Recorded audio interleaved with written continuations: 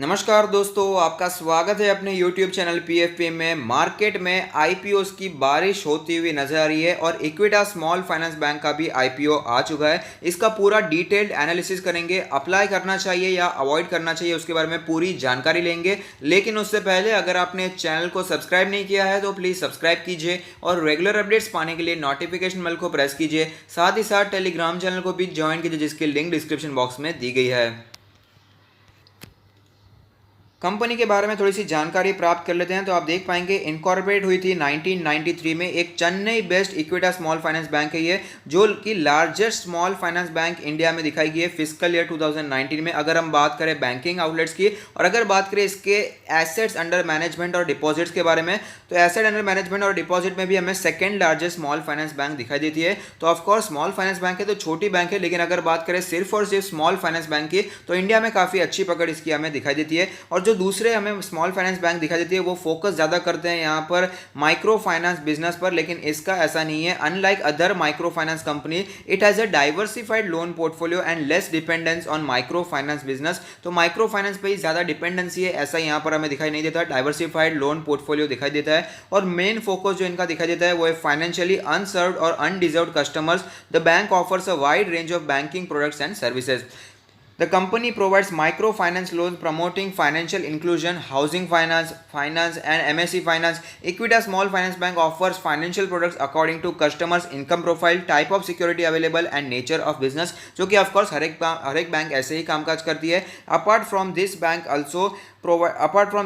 also provides current accounts, salary accounts, saving accounts, other deposit accounts, ATM cum debit cards, mutual fund products, third party insurance and issuance of FASTag, जो कि of course दूसरे हमें banks भी काम करते हुए नजर आती है। ऐसा नहीं है कि अकेली बैंक ऐसा कामकाज कर रही है। अगर बात करें इक्विटा स्मॉल फाइनेंस बैंक के बारे में तो फॉलो करती है credit assessment procedure through a risk management framework which is analysed by its risk management committee. As on 30 September 2019 it has the largest distribution channel among small finance banks including 853 banking outlets and 320 ATMs in India across 15 states and union territories. तो ये एक अच्छी बात हमें दिखाई देती है कि अगर आप स्मॉल फाइनेंस बैंक में बहुत ही ज़्यादा रुचि रखते हैं, इन्वेस्ट करना पसंद करते हैं, तो ये आपके लिए एक अच्छी चॉइस हो सकती है, क्योंकि स्मॉल फाइनेंस में हमें ये one of the market leaders हमें यहां पर दिखाई देता है। कॉम्पिटिटिव स्ट्रेंथ्स के बारे में बात करें तो इसका जो पहला कॉम्पिटिटिव स्ट्रेंथ हमें दिखाई देता है वो एक कस्टमर सेंट्रिक ऑर्गेनाइजेशन, जो कि फोकस करता है अनसर्व्ड और अनडिजर्व्ड सेगमेंट पर। दूसरा है वेल डाइवर्सिफाइड एसेट पोर्टफोलियो दिखाई देता है। As a small finance bank इसका पोर्टफोलियो काफी डाइवर्सिफाइड है।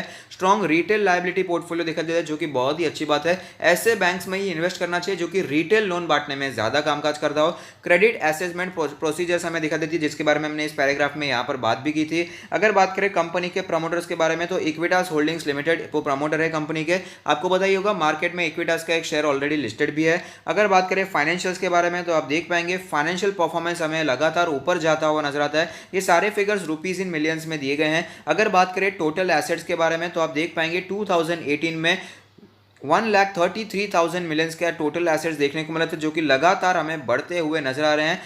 और अगर बात करें इसके टोटल रेवेन्यू के बारे में तो आप देख पाएंगे 2018 में 17,700 मिलियंस के आसपास का रेवेन्यू देखने को मिला था, जो कि लगातार बढ़ता हुआ नजर आता है। और अगर बात करें 2020 में तो ये बढ़कर 29,000 के आसपास हो चुका है, जो कि कंपनी के लिए बहुत ही अच्छी बात है। अगर बात करें प्रॉफिट आफ्टर टैक्स के बारे में तो आप देख पाएंगे सारे फिगर्स रुपीज इन मिलियंस में दिए गए हैं, ध्यान में दीजिएगा। 318 मिलियंस का हमें यहाँ पर प्रॉफिट आफ्टर टैक्स देखने को मिला था, जो कि जंप हो गया है और 2019-20 में 2,000 के भी ऊपर निकल चुका है। तो काफी ज्यादा ग्रोथ हमें यहां पर देखने को मिल रही है, जो कि कंपनी के लिए ऑफ कोर्स अच्छी बात है।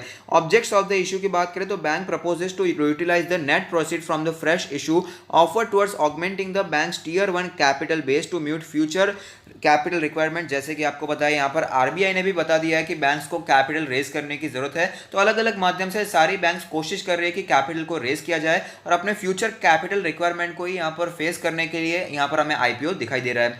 अगर बात करें आईपीओ के डिटेल्स के बारे में तो आईपीओ की डेट है अक्टूबर 20 से करके अक्टूबर 22। इशू का जो टाइप है वो है book build issue IPO. Issue का जो साइज है वो है 517 करोड़ का आईपीओ, जिसमें से फ्रेश इशू 280 करोड़ का होने वाला है और ऑफर फॉर सेल होने वाला है 237 करोड़ का। फेस वैल्यू की बात करें तो 10 रुपीज पर इक्विटी शेयर की फेस वैल्यू है। आईपीओ प्राइस है 32 रुपीज से 33 rupees per equity share. Retail discount zero है, एम्प्लॉय डिस्काउंट भी जीरो है। आपको पता होना चाहिए रिटेल कोटा इसके लिए अलग रखा गया है। यहाँ पर जो शेयर होल्डर्स का कोटा है वो भी हमें दिखा देता है। मार्केट लॉट 450 शेयर्स का है, तो मिनिमम मिनिमम ऑर्डर आपको ऑफकोर्स 450 शेयर्स का लगाना ही होगा। लिस्टिंग BSE और NSE दोनों पर होने वाली है।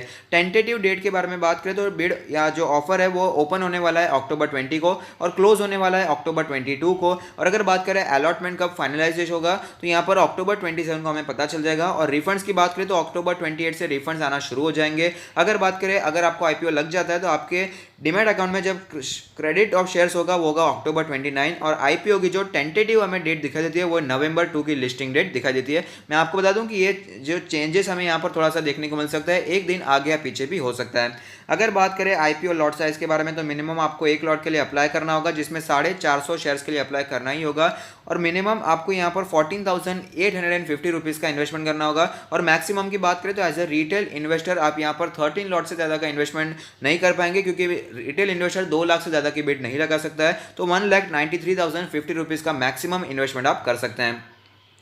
और जैसे कि मैंने कहा यहाँ पर हमें रिजर्वेशन भी दिया गया है इक्विटास होल्डिंग्स। जैसे कि मैंने कहा कि Equitas holdings already listed company है तो जिनके पास भी इक्विटास होल्डिंग्स का शेयर होगा उसे यहाँ पर शेयर होल्डर्स के कैटेगरी में भी अप्लाई करने का मौका मिलेगा। तो जो जिनके पास इक्विटास होल्डिंग्स लिमिटेड का अक्टूबर 11, 2020 को शेयर्स अपने डीमैट अकाउंट में होगा वही यहाँ पर एलिजिबल होंगे यहाँ पर अप्लाई करने के लिए शेयर होल्डर्स कैटेगरी में। और आपको बता दूं कि यहाँ पर शेयर होल्डर्स कैटेगरी में 2 लाख तक की आप इन्वेस्टमेंट कर सकते हैं और रिटेल इन्वेस्टर के कोटा में भी आप यहाँ पर 2 लाख का इन्वेस्टमेंट कर सकते हैं। और अगर आप एम्प्लॉई है तो यहाँ पर आप 5 लाख के आसपास का इन्वेस्टमेंट कर सकते हैं। अप टू 5 लाख का यहाँ पर एम्प्लॉयज़ के लिए भी रखा गया है कोटा। तो अगर आप शेयर होल्डिंग पैटर्न में भी आते हैं और एम्प्लॉय भी है और रिटेल इन्वेस्टर के लिए तो भी आप तीनों यहाँ पर कोटा में अप्लाई करने के बारे में सोच सकते हैं।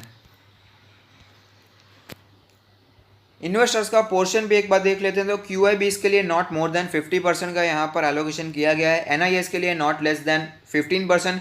रिटेल की अगर बात करें तो नॉट लेस देन 35%।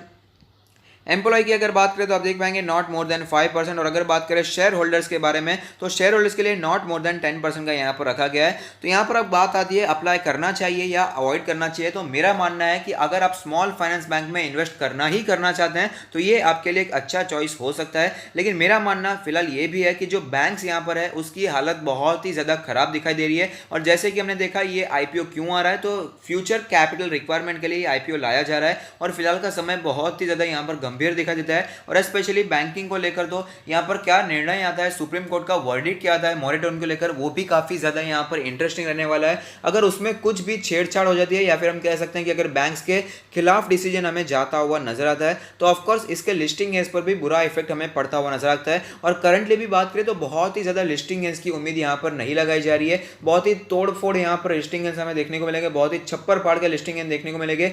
ऐसी सिचुएशन यहाँ पर कम ही एंटीसिपेट की जा रही है। तो मेरा मानना यही रहेगा अगर आप लिस्टिंग गेंस के लिए अप्लाई करना चाहते हैं तो अवॉइड करेंगे तो ही बेहतर रहेगा। और अगर आप इन्वेस्टिंग करना चाहते हैं, लॉन्ग टर्म के लिए भी रखना चाहते हैं तो मेरी प्रायोरिटी हमेशा फुल फ्लेज बैंक को ही रहेगी। आप HDFC bank, Kotak Mahindra bank, ICICI bank जैसी फंडामेंटली स्ट्रॉन्ग बैंक्स में इन्वेस्ट करने के बारे में सोच सकते हैं। और यहाँ पर फिलहाल की सिचुएशन को लेकर तो ऐसा मैं कहने ही वाला हूँ कि स्मॉल फाइनेंस बैंक छोटी बैंकों से दूर रहेंगे तो ही बेहतर रहेगा। लेकिन लास्ट डिसीजन हमेशा आपका ही रहने वाला है। और अगर आप यहाँ पर इंटरेस्टेड हैं स्मॉल फाइनेंस बैंक्स में इन्वेस्टमेंट करने के लिए तो ऑफकोर्स ये एक अच्छी चॉइस हो सकती है। लेकिन अगर पहले के हम कुछ देख लेते हैं बैंक जैसे कि उज्जीवन स्मॉल फाइनेंस बैंक का हमें IPO आता हुआ नजर आया था और फिलहाल मार्केट क्रैश के बाद अपने जो हमें यहाँ पर इसका प्राइस देखने को मिला था,